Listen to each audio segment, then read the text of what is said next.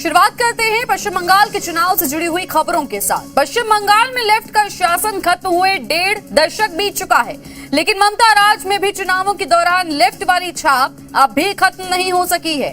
बम बारूद और बवाल का दौर इस बार भी जारी है, चाहे ईसीआई की हिदायत हो या फिर केंद्रीय बलों की तैनाती। चुनाव प्रचार के साथ साथ हिंसा और रंजिश की खबरें लगातार सामने आ रही हैं, क्योंकि यही बंगाल का चुनावी मिजाज है, जहां नेता और कार्यकर्ता मरने मारने पर उतारू है। कहीं धमकी दी जा रही है तो कहीं गोली मारी जा रही है। मारपीट तो आम है। अब जरा वायरल होते इस वीडियो को देखिए, जहां सत्ताधारी दल के नेता कार्यकर्ता डोर टू डोर वोटर्स को धमकाने पहुंच रहे हैं। एकदम तृणमूले मारबे, আমরা কিন্তু ভোট দেখবো, ভোটের ছাপ্পাটা দেখবো, ওরা কোথায় কি পড়ছে। दक्षिण 24 परगना में बीजेपी की रैली में शामिल होने जा रहे कार्यकर्ताओं पर हमला हो गया। वहाँ सेंसिटिव एरिया है जी, आप लोग वहाँ से ज़्यादा प्रोटेक्शन दीजिए। तो आसनसोल में पुलिस की गाड़ी से कब्रिस्तान और मस्जिद की बाउंड्री तोड़कर माहौल खराब करने का आरोप लगा। दक्षिण 24 परगना में टीएमसी के कार्यकर्ता भी हिंसा का शिकार हो गए।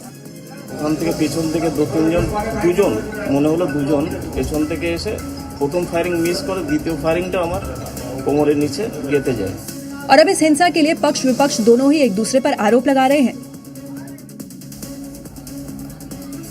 जैसे जैसे गर्मी का पारा बढ़ रहा है, वैसे वैसे सियासी तपिश भी बढ़ती जा रही है।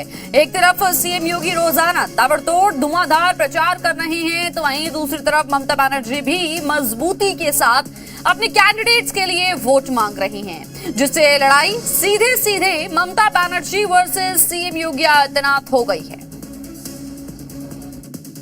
ममता बनर्जी न सिर्फ जनता के मुद्दों को उठा रही है, बल्कि एसआईआर को लेकर बीजेपी समेत चुनाव आयोग को घेर रही है। साथ ही बंगाल में बीजेपी को रोकने के लिए बता रही है कि अगर बंगाल में बीजेपी आई तो क्या होगा। सबसे बड़ो चोर बीजेपी, सबसे बड़ो डाकत बीजेपी, सबसे बड़ो भ्रष्टाचारी सरकार बीजेपी सरकार, दुराचारी सरकार, अत्याचारी सरकार, वोट काटारी सरकार। ममता बीजेपी को रोकने के लिए कमान संभाले हुए है, तो बीजेपी ने भी अपना ब्रह्मास्त्र बंगाल में भेजा है, जिसकी सभा में न सिर्फ बुलडोजर दिख रहा है, बल्कि बंगाल की जनता उसे लागू करने की डिमांड भी कर रही है, और इसलिए योगी जीत वाली भविष्यवाणी कर रहे हैं। ममता दीदी कहती है कि अब खेला हो भी, और मैं तो उनसे कहना चाहता हूं 15 साल बहुत हुए, अब खेला बंद होगा और विकास शुरू होगा। कौन जीतेगा कौन हारेगा 4 मई को साफ हो जाएगा, लेकिन अभी तो जीत के दावे हर पार्टी हर नेता कर रहा है। पश्चिम बंगाल में 72 घंटों के बाद पहले चरण के लिए वोटिंग होनी है, और उससे पहले इलेक्शन कैंपेन में तेजी आ गई है। लेकिन इसी प्रचार के दौरान अब जुबानी जंग भी देखने को मिलने लगी है। बात सरेंडर से लेकर हिसाब कर देने तक की होने लगी है, यानी जीत के दावों के बीच बात अब धमकी तक पहुंच गई है। और धमकी बंगाल के मुख्यमंत्री और टीएमसी प्रमुख ममता बनर्जी की तरफ से दी जा रही है, वो भी चुनावी अधिकारियों और मशीनरियों को। তোমাদের সব ইতিহাস আমরা জানি, তোমাদের প্রত্যেকটা নাম, তোমাদের প্রত্যেকটা ঠিকানা, তোমরা কোথায় চাকরি করো আমরা সব জানি। বিজেপি কাল থাকবে না, তখন বুঝে নিও নিরপেক্ষভাবে কাজ না হলে মানুষ কিন্তু বদলা নেবে। दीदी का ये बयान बौखलाहट कहे या फिर हार का डर, क्योंकि 24 घंटे पहले पीएम मोदी ने 2 टूक कह दिया था कि 29 अप्रैल से पहले टीएमसी के गुंडों को सरेंडर वाला अल्टीमेटम दिया है। मैं टीएमसी के सभी गुंडों, सभी भ्रष्टाचारियों को एक आखिरी मौका देता हूं। 29 अप्रैल से पहले अपने अपने थाने में आत्मसमर्पण कर लो। चुनावी रैलियों में चुनावी तर्कश से बयानों के जो तीर छोड़े जा रहे हैं, उसमें जनता के मुद्दे गुम से लग रहे हैं। पश्चिम बंगाल में वोटिंग को लेकर काउंटडाउन शुरू हो गया है। अब से कुछ ही घंटों के बाद पश्चिम बंगाल में वोट युद्ध शुरू हो जाएगा, और ऐसे में केंद्र सरकार ने भी सुरक्षा को लेकर कोई कोर कसर नहीं छोड़ी है। कोलकाता में अर्धसैनिक बलों के प्रमुखों की बैठक हुई, जिसमें मतदान को लेकर सुरक्षा का महाप्लान एक्टिव हो गया।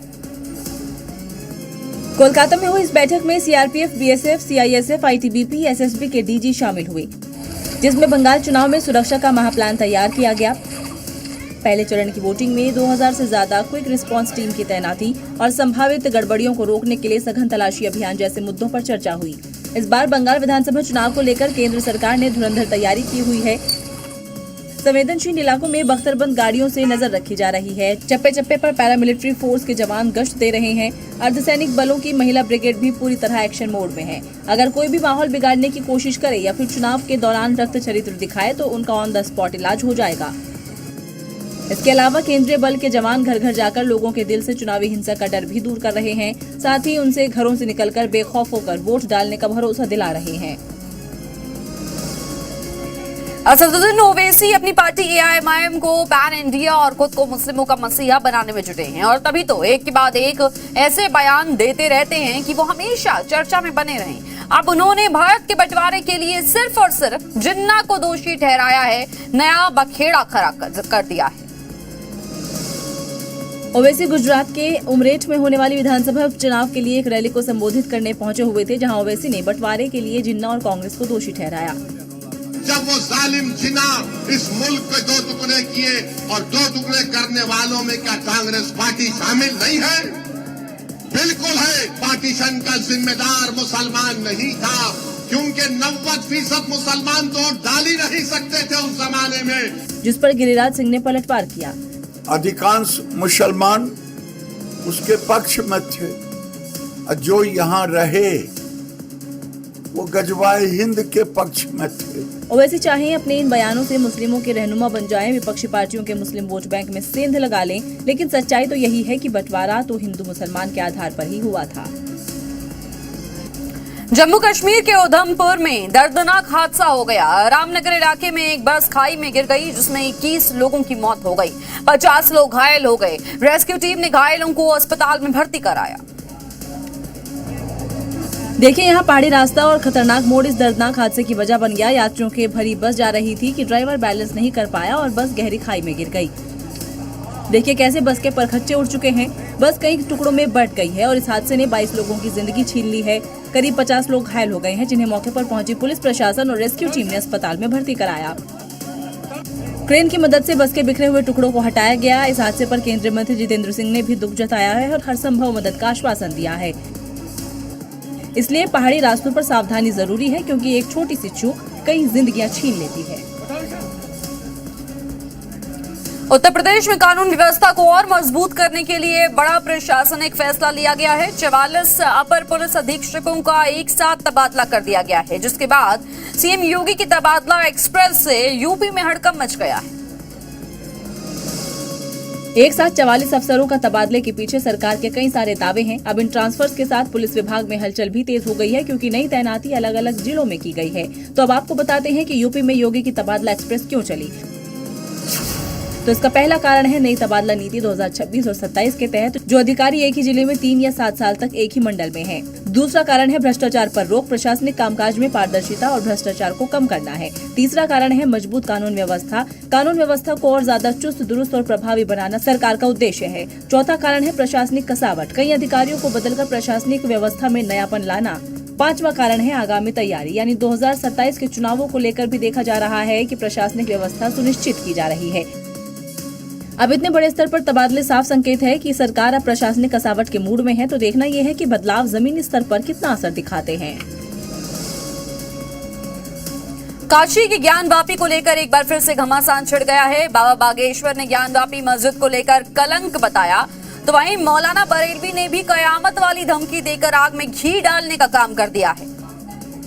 विश्वनाथ जी के बगल में जो कलंक लगा हुआ है, वहां जल्दी अभिषेक हो जाए, ऐसी भगवान से प्रार्थना कर रहे हैं। पंडित जी, कयामत तक आप इस पे भगवा झंडा नहीं लहरा सकते, और ये मस्जिद है, कयामत तक मस्जिद रहेगी। ज्ञानव्यापी मुद्दे को लेकर बाबा बागेश्वर और मौलाना शहाबुद्दीन बरेलवी के बीच छिड़े जुबानी जंग पर सियासत भी गर्मा गई है। यूपी सरकार के मंत्री नरेंद्र कश्यप ने धीरेन्द्र शास्त्री के बयान का समर्थन करते हुए कहा है कि मुगल आक्रांता का कोई कलंक नहीं रहना चाहिए। धीरेन्द्र शास्त्री जी को इस बात का भरोसा है कि वर्तमान परिस्थितियां हिंदुओं के धार्मिक स्थानों के संरक्षण के लिए एक बेहतर समय है, तो उनके भाव का हम समर्थन करते हैं। यानी एक बात तो साफ है कि ज्ञानवापी मुद्दा भले ही कोर्ट में है, लेकिन आने वाले दिनों में इस मुद्दे पर एक बार फिर सियासी संग्राम छिड़ने वाला है। मध्य प्रदेश के इंदौर में जिला प्रशासन ने अवैध कब्जे के खिलाफ अभियान चलाया और 14,000 वर्ग मीटर जमीन से अतिक्रमण मुक्त कराया। हालांकि 2 लोगों के पास कोर्ट का स्टे ऑर्डर था, जिससे वो बच गए, लेकिन बाकी लोग बुलडोजर की मार से नहीं बच पाए। जैसे ही यहाँ प्रशासन का पीला पंजा चलने लगा, हड़कंप मच गया। प्रशासन ने लोगों को 19 अप्रैल तक का वक्त दिया था, लेकिन जब लोगों ने खुद से कब्जा नहीं हटाया तो फिर भारी सुरक्षा के बीच आज ये कार्रवाई शुरू कर दी गई। परिसंपत्ति प्रबंधन विभाग द्वारा जो प्लॉट नीलामी में दिया गया था, उस पे 9 लोगों का अतिक्रमण था, जिनमें से 2 के पक्ष में माननीय उच्च न्यायालय का स्टे ऑर्डर था। इस कार्रवाई को देखने के लिए बड़ी संख्या में आसपास के लोग भी पहुंचे थे, जिसके बाद विरोध की स्थिति भी बन गई थी। जिसके बाद सुरक्षा बलों और पुलिस ने लोगों को सरकारी काम में बाधा न डालने की चेतावनी दी, जिसके बाद एक एक कर इन जमीनों पर बनाए गए स्ट्रक्चर को ध्वस्त कर दिया गया। सड़कों पर नमाज पढ़ने को लेकर यूपी सरकार काफी सख्त है। कई बार इससे लेकर बयान और वार्निंग भी दी जा चुकी है, लेकिन फिर भी कुछ लोग हैं जो सुधरने का नाम नहीं ले रहे हैं। अब रामपुर में बीच सड़क पर नईम अहमद के नमाज पढ़ने का वीडियो सामने आया, जिसके बाद से यूपी पुलिस ने एक्शन भी लिया है। पहली तस्वीर उस वक्त की है जब नईम बीच सड़क नमाज पढ़ रहा था और दूसरी तस्वीर जब नईम योगी फोर्स की गिरफ्त में आ गया, यानी 24 घंटे में ही हिसाब शुरू हो गया। दरअसल सीएम योगी कई बार वार्निंग दे चुके हैं कि सड़कें लोगों के चलने के लिए होती है, न कि नमाज पढ़ने के लिए, लेकिन इस वार्निंग के बाद भी नईम जैसे लोग कानून को अपने हाथ में लेने की कोशिश करते हैं। वीडियो में देखिए, सड़क पर ट्रैफिक है, गाड़ियां और लोग गुजर रहे हैं, लेकिन नईम वही नमाज पढ़ रहा है, लेकिन कोई उसे रोकने की कोशिश नहीं करता और वो नमाज जारी रखता है। लेकिन जैसे ही वीडियो योगी फोर्स के पास पहुंचता है, पुलिस एक्शन में आती है और उसे हिरासत में ले लेती है। युवक को हिरासत में ले लिया गया है, उसको जेल भेजा जा रहा है। युवक के परिजनों द्वारा ऐसा बताया जा रहा है कि वो थोड़ा मानसिक रूप से डिस्टर्ब है। परिजनों के दावे में कितना दम है, ये तो जांच के बाद ही पता चल पाएगा, लेकिन जो कानून तोड़ेगा उसका हिसाब कानून के तहत जरूर होगा।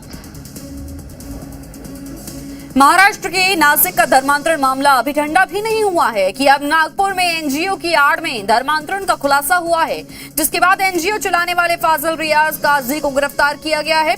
मामले में जांच के लिए अब एटीएस की एंट्री भी हो गई है, जो अब एनजीओ की कुंडली के साथ ही हिस्ट्री खंगाल रही है और पता लगाने की कोशिश कर रही है कि आरोपी फाजिल का ये धर्मांतरण वाला धंधा कब से चल रहा था, क्योंकि महाराष्ट्र का ये धर्मांतरण गैंग अपना एपिसेंटर बनाने में लगे हुए हैं। एनजीओ की आड़ में धर्मांतरण का ये गंदा खेल फाजिल रियाज काजी खेल रहा था, जो समाज सेवा के नाम पर हिंदू महिलाओं पर जबरन धर्म बदलने और इस्लामिक रीति रिवाज मानने का दबाव बनाता था। पीड़िताओं की शिकायत पर नागपुर पुलिस ने इसे अरेस्ट कर लिया है। आप नमाज पढ़ो, आप दुआ मांगो या रोजा पकड़ो, ऐसी कुछ बातें उसने उसके साथ बताया। मामले में एटीएस की एंट्री भी हो चुकी है और जांच का दायरा है कि एनजीओ को कहां से फंडिंग हो रही थी, फंडिंग कौन कर रहा था, अब तक कितनी फंडिंग हुई, आरोपी के अलावा एनजीओ से कौन जुड़ा है, कितनी महिलाओं पर धर्मांतरण का दबाव बनाया था। जांच में पूरी कुंडली खुलेगी, लेकिन नागपुर में धर्मांतरण वाला जो मामला सामने आया है वो बिल्कुल नासिक पैटर्न पर है। फाजिल का ये गंदा धंधा फलता फूलता रहता अगर एनजीओ में काम करने वाली महिलाएं पुलिस में शिकायत न करती। देश की मशहूर आईवेयर कंपनी लेंसकार्ट को लेकर विवाद बढ़ता जा रहा है। ड्रेस कोड के एक आदेश पर सफाई देने के बावजूद भी लेंसकार्ट हिंदूवादी संगठनों के निशाने पर है। कई राज्यों में हिंदूवादी संगठनों ने लेंसकार्ट के खिलाफ प्रदर्शन किया, क्योंकि लेंसकार्ट पहले एक ड्रेस कोड पॉलिसी लाती है जिसमें कलावा पहनने और तिलक और बिंदी लगाने पर मनाही होती है। हालांकि लेंसकार्ट को हिजाब पहनकर आने से कोई दिक्कत नहीं होती। वहीं जब ऐसे आदेश को लेकर कंपनी घिरने लगती है और विरोध तेज होने लगता है तो सफाई देकर पर्दा डालने की कोशिश होने लगती है। लेकिन लेंसकार्ट का ये डैमेज कंट्रोल हिंदूवादी संगठनों के गले से नहीं उतर रहा। लेंसकार्ट को हिंदू विरोधी बताते हुए कई राज्यों में अब प्रदर्शन होने लगा है। लेंसकार्ट के खिलाफ कड़ी कार्रवाई करने की मांग की जा रही है। मुंबई के अंधेरी में बीजेपी नेता नाजिया इलाही खान ने तो लेंसकार्ट के स्टोर पर जाकर हिंदू स्टाफ को तिलक लगाया। हिंदू कितने हैं यहाँ पर? इधर आइए तो। क्या पार्किंग भी इतनी बड़ी समस्या हो सकती है कि कोई किसी की जान ले ले? लेकिन ऐसा ही कुछ हुआ है, वो भी देश की राजधानी दिल्ली में। पार्किंग को लेकर एक शख्स ने गोली मारकर एक युवक को मौत के घाट उतार दिया। प्रीत विहार की कोठी नंबर 144 ये वही बिल्डिंग है जहां पार्किंग को लेकर छोटे से विवाद ने खूनी रूप ले लिया। एक व्यक्ति ने दूसरे युवक को गोली मार दी, जिसमें युवक की मौके पर ही मौत हो गई। दरअसल आरोपी गौरव शर्मा के पास एक BMW और एक फॉर्च्यूनर है जो यहाँ किराए पर रहता था। देर रात गौरव ने BMW के लिए पार्किंग के लिए जगह मांगी, फिर फॉर्च्यूनर खड़ी करने के लिए भी जगह मांगने लगा, जिसे लेकर पंकज नैयर नाम के शख्स से उसका विवाद हो गया। जिसके बाद गौरव ने कुछ लोगों को बुलाया और 3 राउंड फायरिंग कर दी, जिसमें एक गोली पंकज नैयर को लग गई और वो घायल होकर गिर गया। गोली लगने से पंकज नैयर की मौत हो गई। घटना के बाद पूरे इलाके में हड़कंप मच गया।